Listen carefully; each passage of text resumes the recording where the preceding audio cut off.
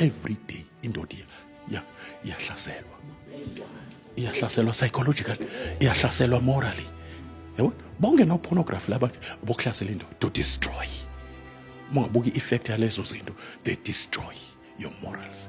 They destroy a tree that is growing within you. Ufike sekufidwe zikhuluphele zingaka ingane kade uyifida ngento oyibonayo.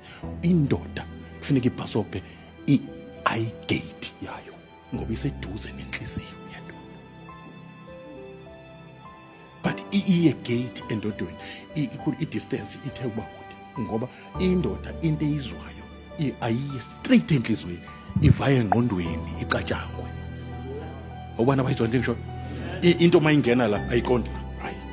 Umuntu wesifazane iyashesha ukufika la into ayizwile. That is why bekhohliswa. Bengama victims of khohliswa because ba weak la.